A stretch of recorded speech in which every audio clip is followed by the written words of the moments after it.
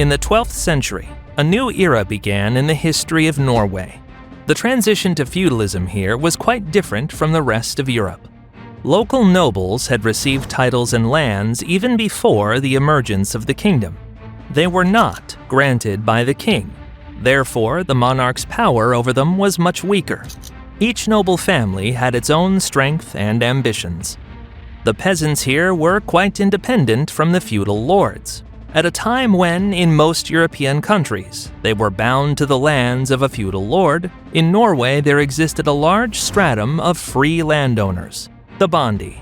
They owned land, could raise their own militia, and dictate terms to rulers. It was from these free people that the most capable Norwegian troops later arose. In such conditions, the power of the Norwegian kings rested almost exclusively on their authority. The kingdom went through an era of civil wars and did not fall apart only thanks to the skill and cunning of its rulers. By 1103, King Magnus III of Norway had set out on another expedition to the British Isles, this time targeting Ireland. Upon landing in Dublin, the Norwegian king prepared to conquer the island, forming an alliance with one of the Irish kings, Muirchertach Ua Brian, though the ally proved unreliable. According to the sagas, he promised to supply the Norwegians with provisions, but failed to do so. Facing the threat of starvation, Magnus conducted a raiding campaign in Ulster, where he fell into an ambush and was killed. The Norwegians returned home empty-handed, led by Sigurd Magnusson. Magnus III had no legitimate sons, but left 3 illegitimate children, Oystein, Sigurd, and Olaf. They ruled Norway jointly. Under local laws, later known as the Laws of St. Olaf, illegitimate children had the same inheritance rights as legitimate ones. In the 11th century, this helped maintain unity, but over time it caused problems. King Sigurd I became famous for the Norwegian Crusade. In 1107, he gathered 6,000 warriors and set out south by ship. After wintering in England and recruiting volunteers, Sigurd moved to the Iberian Peninsula, plundering the Muslim-controlled cities of Sintra, Lisbon, and Alcácer. Crossing the Straits of Gibraltar, the Norwegians clashed with Berber pirates, who controlled the waters. Over the course of a year, Sigurd pursued their fleet, destroying pirate bases along the coast. Ultimately, the Norwegians defeated the largest pirate band on the island of Formentera, temporarily freeing the region from attacks. After wintering in Sicily, they traveled to Acre, where King Baldwin I of Jerusalem welcomed them. Baldwin was planning to capture Sidon, then under Muslim control, and the Norwegians' arrival aided his campaign. While Crusaders attacked by land, the Norwegians struck by sea, jointly capturing the city.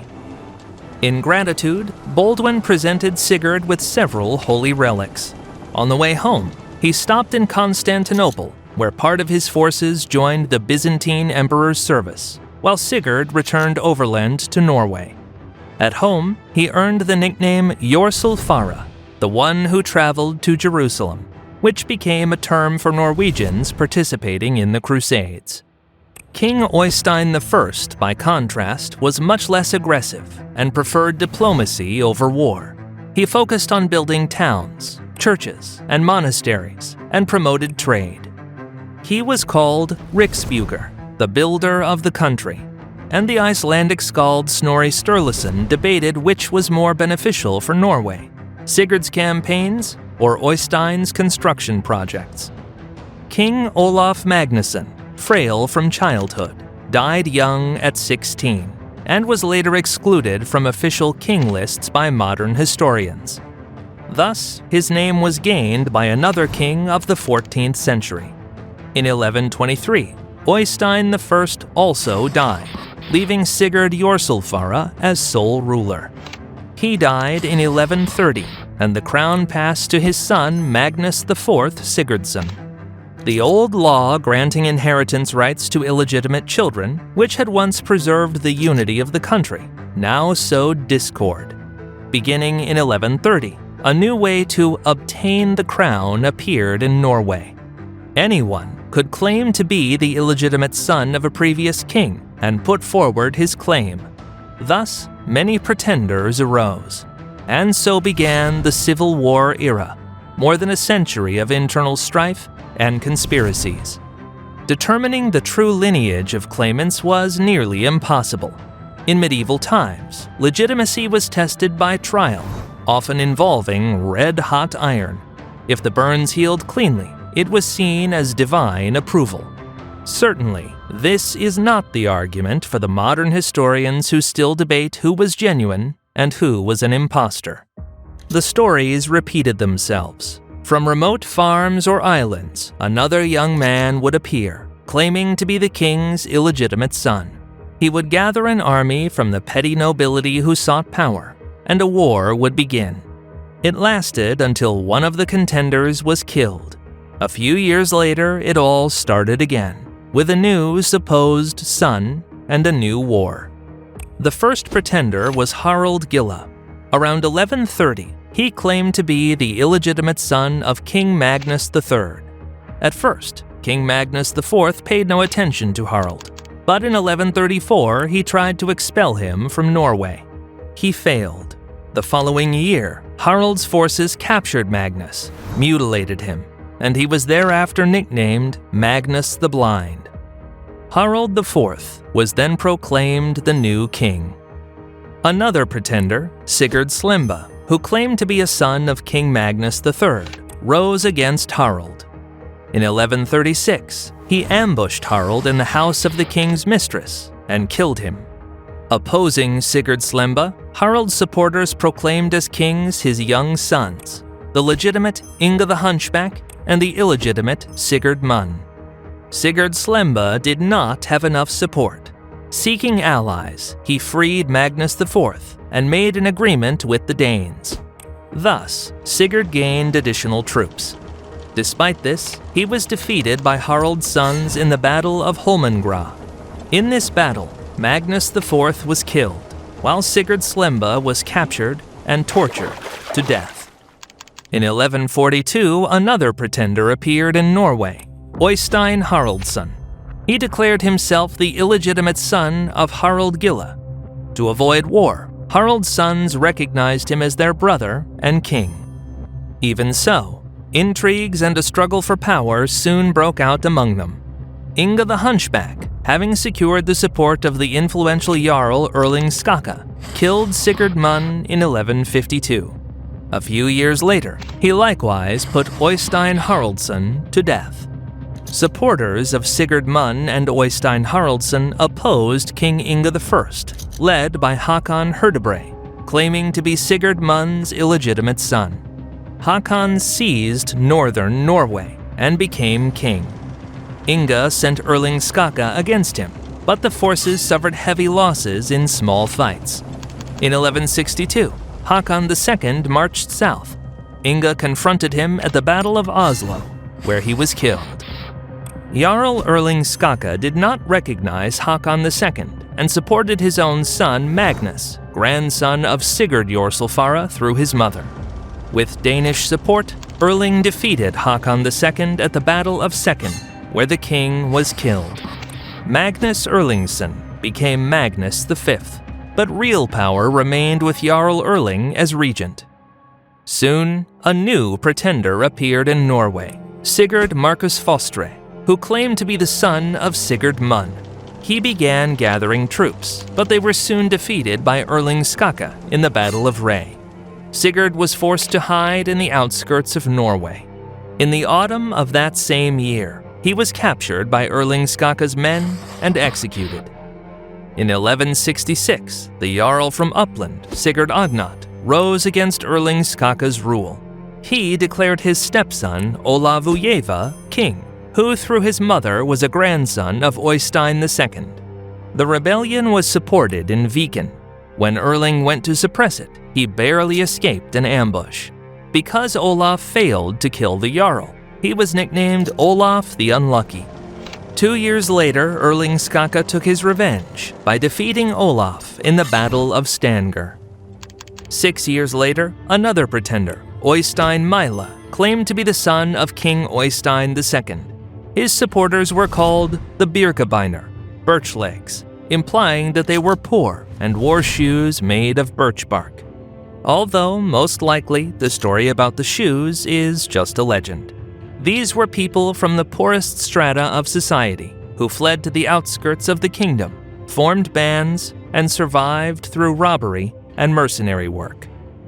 In 1176, Oystein Maila captured Trondheim and declared himself King Oystein III. The following year, he was defeated by royal forces in the Second Battle of Rey. Later, he was killed by local peasants while hiding. After this, the Birkebeiner declared the pretender Sverre Sigurdsson as their new king, who had recently arrived from the Faroe Islands. He proved to be a skilled military leader and took control of eastern Norway. When the young Magnus V, seeking to break free from his father's influence, led the army himself, Sverre lured him into an ambush at Bridge and defeated him. The king escaped, and Sverre proclaimed himself king. A year later, Erling Skake tried to bring Trondheim back under his control, but he was ambushed again and killed. Learning of his father's death, Magnus V fled to Denmark. Gaining support there, he returned to Norway and continued fighting against Sverre. In 1184, the war ended when Magnus V was killed in the Battle of Fimreite. The reign of Sverre I was marked by relative stability amid civil wars. Modern historians consider him and his descendants a separate dynasty, the House of Sverre, although at the time they were considered part of the ancient, semi-mythical Yngling dynasty. Sverre is remembered for two deeds. First, he confiscated lands from his opponents and distributed them to his warriors, turning the Birkebeiner into an elite royal army that continued to play a key role. Second, he was in constant conflict with the church. The dispute with the clergy became his greatest problem. The Pope excommunicated him. Around the bishops, armies of supporters began to form. Opponents called them baglers, from the Norwegian name for a bishop's staff, hinting at their service to the clergy. The baglers promoted their pretenders to the throne, Jan Kuvlung, Sigurd, and Inga Magnusson. But Sverre defeated them all. Before his death, the king advised his son Haakon III to reconcile with the church. In 1204, the childless Haakon III died, and war broke out again. The baglers put forward a new pretender, Erling Steinveg, who claimed to be Magnus V's son. After his death, they declared a successor, Philip Simondsson, a distant relative of the first pretender king, Harald Gilla. At the same time, the Birkebeiner chose Inga II Borson, nephew of King Sverre, as their king. By 1208, the war had exhausted both sides, so they agreed to a truce, dividing the kingdom. Even so, both continued to build up forces for the renewal of war. Unexpectedly, both kings died in 1217. Then the Birkebeiner elected the young Haakon Haakonsson, believed to be the illegitimate son of Haakon III. Until he reached adulthood, the country was effectively ruled by the influential jarl Skule Borson. The baglers split. Some recognized Haakon's authority, others supported the pretender Sigurd Ribbung, said to be the illegitimate son of Erling Steinveg. In reality, real power rested with Jarl Gudolf of Blakstad, so the war continued. This time, small skirmishes and raids dominated instead of major battles. By 1225, Jarl Skule inflicted several defeats on the Ribbung forces and recaptured Oslo.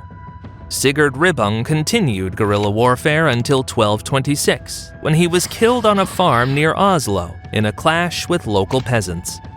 That same year, the last Ribbung forces were defeated in 2 battles. The civil wars exhausted Norway. To end them, in 1223, the nobility in Bergen officially recognized Haakon Haakonsson as King Haakon IV. As an adult, Haakon IV gradually began to assert independence from Jarl Skule, whose power had grown considerably. He married his daughter to a king and controlled a third of the country. Haakon used intrigue to limit Skula's influence. In 1237, he gave Jarl Skula the title of the first duke in Norway, while depriving him of much of his land. Realizing the imminent loss of power, in 1239, Skula raised a rebellion and declared himself king. Nonetheless, he did not gain sufficient support. The following year, Skula marched south and captured Oslo. But his end came swiftly. King Haakon arrived with his forces and defeated the rebellious duke. Skula fled north and hid in a monastery until captured by royal troops, who killed him, along with his family. The death of Duke Skula Borson is traditionally marked as the end of the Norwegian civil wars. This was one of the bloodiest periods in the kingdom's history. Despite internal conflicts, the kingdom survived. King Haakon IV continued to rule, strengthened his throne, and became remembered as one of Norway's most successful rulers. Among his achievements was the incorporation of Iceland and Greenland into Norway.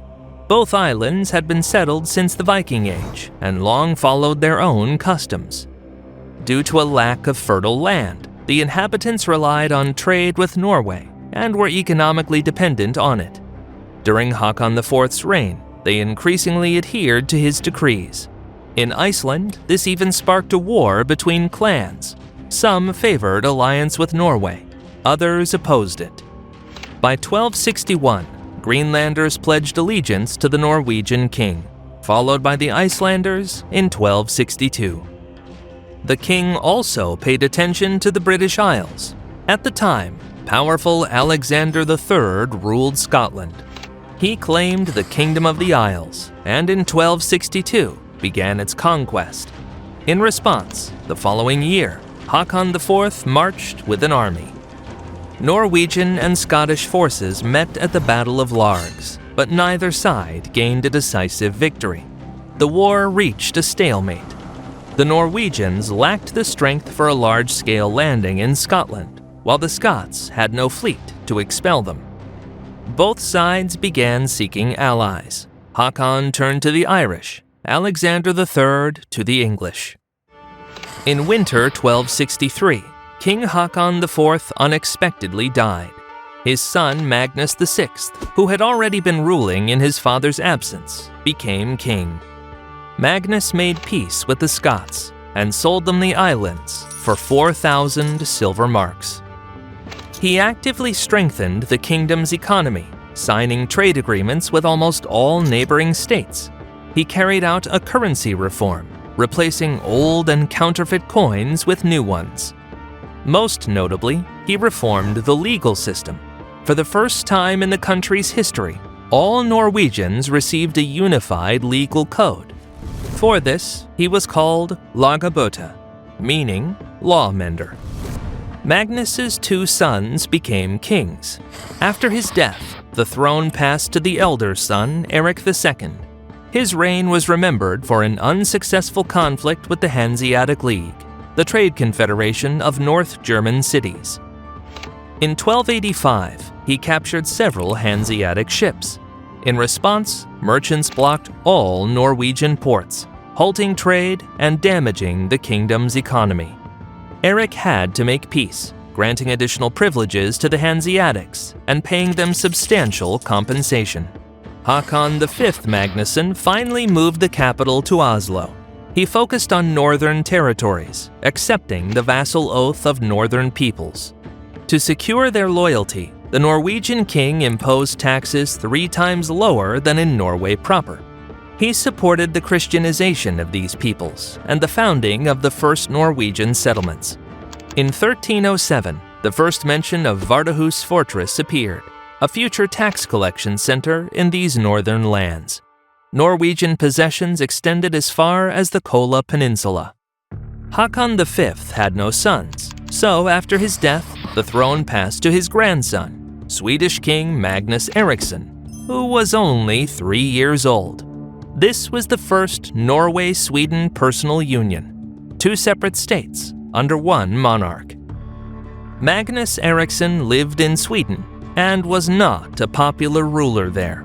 He managed to annex the province of Scania to his domains. The expansion of territory came at the cost of high taxes. These taxes sparked a rebellion in Sweden. Financial issues were generally the main problem of his reign, which is why the Swedes repeatedly rose in revolt against him. In Norway, where Haakon VI Magnusson ruled on behalf of the king, there were no such problems. In 1355, he received the Norwegian crown. The following year, his elder brother Erik Magnusson seized power in Sweden. In 1359, with Haakon V's support, their father Magnus Eriksson regained the throne, but continued to rule poorly, losing parts of Sweden.